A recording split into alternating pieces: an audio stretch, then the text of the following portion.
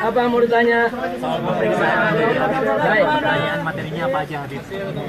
Jadi hari ini saya menjawab 36 pertanyaan.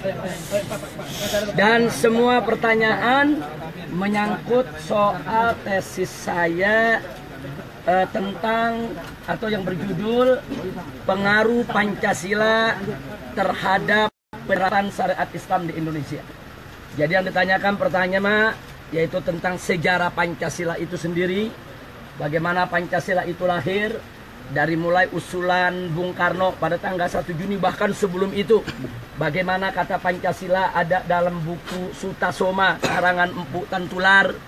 Kemudian lalu bagaimana Pak Karno pada pidatonya di sidang pertama BPUPKI pada tanggal 1 Juni 1945 mengusulkan 5 dasar negara dengan nama Pancasila.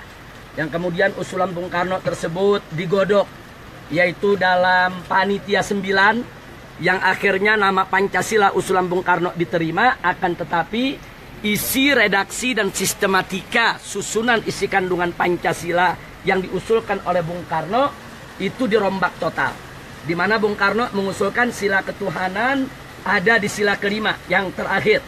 Nah, sementara para ulama dari NU maupun Muhammadiyah dan Syarikat Islam yang ikut dalam Panitia 9 yang dibentuk oleh BPUPKI menolak kalau sila ketuhanan diletakkan pada sila yang terakhir. Akhirnya sila ketuhanan naik menjadi sila yang pertama, dengan tambahan ketuhanan dengan kewajiban menjalankan syariat Islam bagi pemeluk-pemeluknya. Itu yang kita kenal dengan Pancasila Piagam Jakarta 22 Juni 1945. Yang kemudian pada tanggal 18 Agustus 1945 melalui sidang PPKI, akhirnya Pancasila Piagam di Jakarta tersebut diterima, akan tetapi ada perubahan redaksi pada sila pertama. Yang semula berbunyi ketuhanan dengan kewajiban menjalankan syariat Islam bagi pemeluk-pemeluknya menjadi ketuhanan yang Maha Esa. Nah, bagi saya itu perubahan sama sekali tidak merugikan umat Islam, karena dari ketuhanan yang diikat dengan syariat menjadi ketuhanan yang diikat dengan tauhid.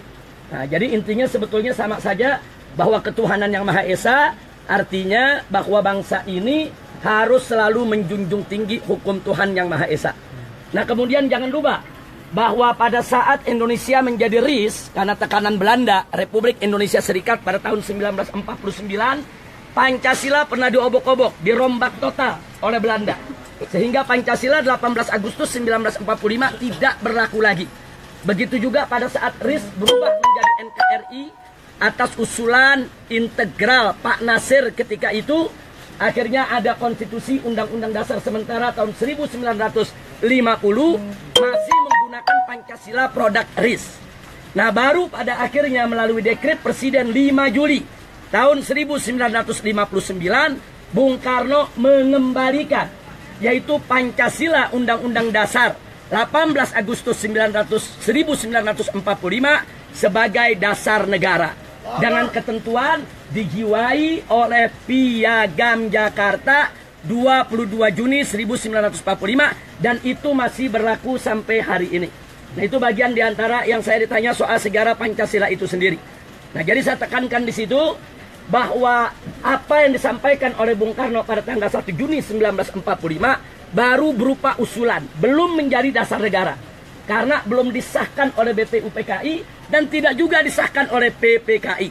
Nah, jadi kalau ditanya Pancasila yang berlaku hari ini adalah Pancasila Dekret Presiden 5 Juli 1959 yang mengembalikan Pancasila Undang-Undang Dasar 18 Agustus 1945 sebagai dasar negara. Nah, itu yang ditanyakan. Selain itu juga ditanyakan tentang hubungan Pancasila dengan penerapan syariat Islam di Indonesia.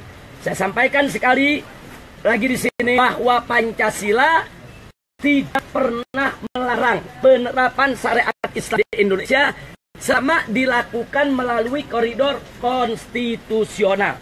Nah, bahkan saya buktikan tadi depan penyidik berapa banyak produk perundang-undangan, baik di bidang keagamaan maupun di bidang ekonomi, di bidang perbankan, di bidang pendidikan, di bidang kesehatan, bahkan juga di bidang pidana, seperti yang terkait masalah korupsi dan lain sebagainya.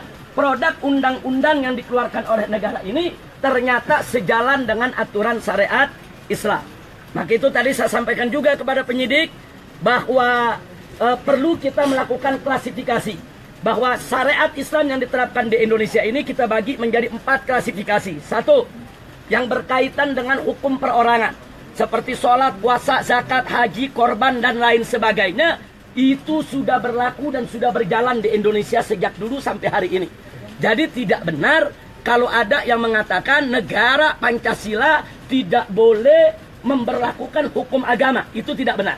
Ternyata di negara Republik Indonesia yang berdasarkan Pancasila, hukum Islam sudah berjalan sejak lama. Itu yang pertama, yang berkaitan dengan perorangan.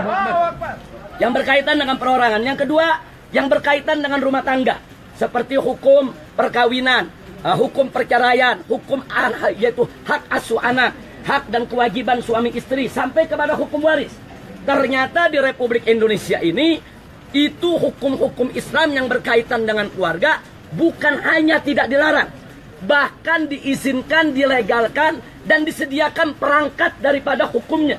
Ada pengadilan agama, ada kompilasi hukum Islam, dan ini legal formal diakui oleh negara. Jadi sekali lagi, dalam hukum Islam yang berkaitan dengan keluarga di Indonesia sudah sejak lama berlaku sampai hari ini. Yang ketiga, yaitu hukum Islam yang berkenaan dengan sosial kemasyarakatan, termasuk pendidikan dan ekonomi. Ternyata tidak ada satu item pun, klausul pun dalam perundang-undangan Republik Indonesia yang melarang pemberlakuan hukum Islam dalam bidang sosial kemasyarakatan, termasuk perbankan dan ekonomi secara Islam yang dilarang di Indonesia. Tidak ada. Bahkan saat ini kita tahu ada perbankan syariat, ada asuransi syariat, ada pegadaian syariat. Nah, kemudian dalam bidang pendidikan ada yang namanya madrasah, ada yang namanya pesantren. Itu semua legal diakui oleh negara. Nah, kemudian yang terakhir, yang keempat, yaitu hukum Islam yang berkenaan dengan otoritas daripada negara buat melakukannya, seperti hukum pidana Islam, umpamanya pencuri dipotong tangan, atau pemabuk dicambuk, dan lain sebagainya. Nah, hukum-hukum ini tidak bisa dijalankan secara sendiri-sendiri. Ini harus negara yang menjalankannya. Nah, di bagian keempat ini kita akui memang di Indonesia belum dijalankan. Bukan berarti nggak boleh, bukan berarti nggak bisa. Besok atau lusa, hukum pidana Islam bisa berlaku di Republik Indonesia manakala disahkan oleh DPR dan pemerintah. Nah, jadi saya hanya ingin menekankan di sini, tidak benar kalau ada mengatakan negara kesatuan Republik Indonesia berdasarkan Pancasila tidak boleh memberlakukan hukum Islam. Tidak benar. Jadi saya buktikan secara ilmiah melalui tesis yang sudah diuji dan bisa dipertanggungjawabkan, ternyata Pancasila tidak bertentangan dengan ajaran Islam, dan Pancasila tidak melarang pemberlakuan penerapan syariat Islam. Bahkan Pancasila membuka pintu selebar-lebarnya untuk pemberlakuan hukum agama di Indonesia selama dilakukan secara konstitusional. Nah, itu diantara pertanyaan-pertanyaan penyidik, dan saya jawab semua setiap detail. Jadi betul-betul pertanyaan 36 pertanyaan ini menyangkut seputar daripada soal Pancasila. Dan itu sudah kita jawab. Dan juga kita tekankan ada pertanyaan yang menarik. Apakah pemberlakuan syariat Islam di Indonesia ini berkaitan dengan pemberontakan yang pernah terjadi di Indonesia? Saya ingatkan bahwa sejumlah pemberontakan yang terjadi di Indonesia ini tidak hanya dilakukan oleh umat Islam. Ada pemberontakan DITI, tapi jangan lupa ada pemberontakan RMS. Kemudian ada pemberontakan PRRI, kemudian ada juga pemberontakan OPM yang sampai hari ini masih bergejolak ingin memerdekakan diri dari Indonesia. Nah, gerakan Islam khususnya seperti organisasi-organisasi besar di Indonesia seperti NU dan Muhammadiyah. Selama ini gerakan-gerakan NU dan Muhammadiyah selalu berupaya bagaimana memasukkan nilai-nilai Islam dalam perundang-undangan kita secara konstitusional. Nah, karena itu saya dan kawan-kawan di GNPF MUI, begitu juga khususnya di FPI, ingin mencontoh langkah-langkah daripada senior-senior kami, orang-orang tua kami, baik di NU maupun di Muhammadiyah dan Sarekat Islam, bagaimana melembagakan hukum Allah, melembagakan syariat Islam dalam hukum formal Indonesia secara konstitusional. Nah, jangan lupa, yang memproduk perundang-undangan adalah DPR. Nah, kalau 2/3 anggota DPR setuju pemberlakuan syariat Islam dan disetujui oleh Presiden sebagai kepala negara, setiap saat hukum Islam bisa berlaku di Republik ini. Saya kasih contoh salah satu. Seperti sekarang kita kalang kabut menangani kasus korupsi. Diberantas di mana-mana, korupsi makin menjadi-jadi. Nah sekarang Islam menawarkan, nah kalau korupsi tersebut membuat negara bangkrut, kenapa tidak dihukum mati? Nah, kalau nggak mau dihukum mati, sekurang-kurangnya hukum potong tangannya, saudara. Nah, jadi jangan kemudian dinilai hukum ini kejam, sadis, tidak berkemanusiaan. Enggak begitu. Kalau kita ingin tahu indahnya hukum Islam itu memberikan efek jera. Itu satu. Memberikan efek jera. Dan kedua yang menarik, hukum Islam itu praktis. Nah, artinya apa? Orang mencuri, potong tangan. Orang mabuk, dicambuk. Kemudian orang membunuh, ya kalau diberlakukan kisos, ya dibunuh. Sehingga kita nggak perlu bangun penjara banyak-banyak. Kita nggak perlu bangun penjara banyak-banyak, nggak perlu kasih makan para narapidana, nggak perlu lagi umpamanya untuk membayar para sipir-sipir penjara yang menjaga. Nah ini bisa melakukan penghematan luar biasa untuk negara. Bayangkan, sekarang ada orang melakukan pembunuhan, di penjara 15 tahun. Berarti selama 15 tahun, negara harus memberikan dia makan, listrik, air, gedung di penjara, dan menggaji para sipir. Ini kalau ini dilakukan terhadap 1.000, 2.000, 100.000 para pembunuh, berapa triliun kerugian negara. Tapi kalau para pembunuh-pembunuh tersebut divonis, dihukum mati, dikuburin, selesai, nggak perlu penjara. Nggak perlu penjara, nggak perlu ngasih makan, dikubur, selesai, tahlilin aja, selesai. Nah jadi ini yang perlu saya sampaikan. Jadi jangan hukum Islam itu dijadikan momok.